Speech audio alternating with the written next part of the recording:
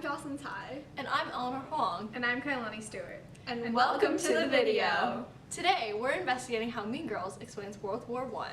For some context, World War I occurred between 1914 and 1918, and it was between the Triple Alliance, Germany, Austria-Hungary, and Italy, and the Triple Entente, America, Britain, and France. It was the first war that involved modern warfare like poisonous gas and trenches. Mean Girls is an early 2000s chick flick about high school cliques that has had significant cultural influence on America. But how do they relate?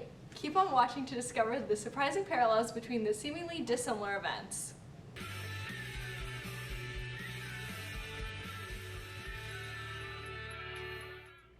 If you're unfamiliar with the plot of Mean Girls, here's a brief summary. Katie, the new girl, needs friends and finds some weirdos, but then gets in with the antagonistic plastics, Regina, Karen, and Gretchen, and then starts to turn into one of them, therefore dropping the weirdos, but then she creates a war between her and the Mean Girls, leaving a fat space for drama, but then in the end, they all split ways and find their own personalities.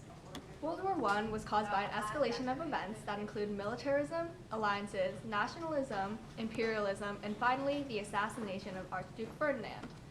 This mania is shown through Mean Girls as an escalation of tensions between the Plastics, who are the Triple Alliance with Germany as the leader, and the other cliques, namely Janice Ian, who represents Serbia and Russia.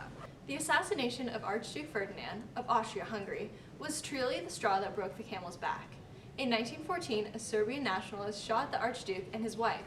Austria-Hungary declared war on Serbia. Britain and France backed up Serbia, and Germany came to back up Austria-Hungary. In the Mean Girls parallel, the Plastics declare war on Janice by making her a social outcast, driving her to move middle schools. When she returns to high school, Janice is enraged and craves revenge. We were best friends in middle school. So then in 8th grade, I started going out with my first boyfriend, Kyle. Janice was like weirdly jealous of him. Like if I would blow her off to hang out with Kyle, she'd be like, "Why didn't you call me back?" And I'd be like, "Why are you so obsessed with me?" So then for my birthday party, which was an all-girls pool party, I was like, "Janice, I can't invite you because I think you're a lesbian." Enter Katie Heron, America. As the new girl, she becomes friends with Janice. Together, they plot to infiltrate the Plastics as Regina invites Katie to sit with them.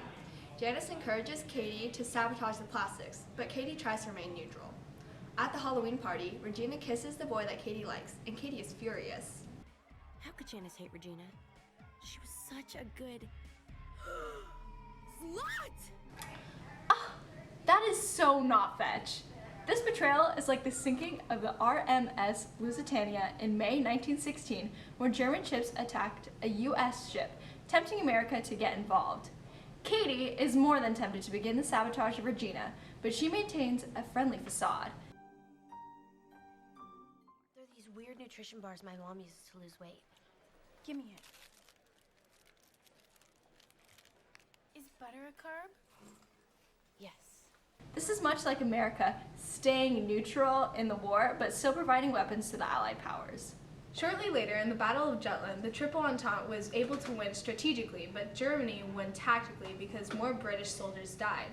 In Mean Girls, Katie wins strategically because she gives fake weight loss bars to Regina that actually make her fat. However, Regina gets the final say by spreading the burn book all around school. The burn book is full of hateful commentary and false rumors on the high schoolers and teachers that the Plastics made and Katie had made. The fact that Regina spreads the contents of the burn book with no care for the consequences is like Germany's unrestricted submarine warfare. Regina is able to frame Katie, Karen, and Gretchen for the burn book's contents, and the whole school hates Katie. Katie then tries to make peace with everyone, like President Wilson's 14-point speech. In this speech, Wilson outlined the goal for a peaceful world, using his stated 14 points as a blueprint. At this point in the war, America recognized the need for a conclusion to the war, just as Katie attempts to end the conflict at her school. Ultimately, though, it fails just like the 14-point speech. Katie then tries to apologize to Regina, but then Regina gets hit by a bus, promptly ending her ability to participate in Mean Girls warfare. Regina, wait, I didn't mean for that to happen. You can take that fake apology and shove it right up your hairy... The end of Regina's reign represents Armistice Day, where Germany agreed to cease hostilities on the Western Front. The war ends with the Treaty of Versailles, which limited Germany's army, made them pay reparations to other countries, and concede territory. The treaty also had bad implications for Italy and Japan, who had helped the Triple Entente but got nothing in return. Because the terms of the treaty left Germany so disadvantaged, the country eventually fell into a serious economic depression. It was a poor country and could not satisfy all the demands of the people. Germany was vulnerable to the dictatorship of Hitler, who rose in the 1930s and threw the world into World War II, indirectly causing the Cold War and other conflicts that were global concerns throughout the 20th century.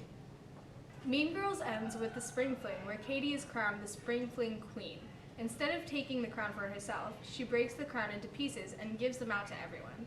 With this generous act, Katie creates peace at the high school. Everyone is treated fairly, and there is no need for a second war. Wow. Thanks. Why is everybody stressing over this thing? I mean, it's just plastic. It's really just... Share it. A piece for Gretchen Wieners. A piece for Janice Ian. And a piece for Regina George. And some for everybody else. The ending of Mean Girls is how World War I should have ended to prevent World War II. Who knew that you could learn history from Mean Girls? Now you have a good excuse to watch it again. You're welcome. That was so fed.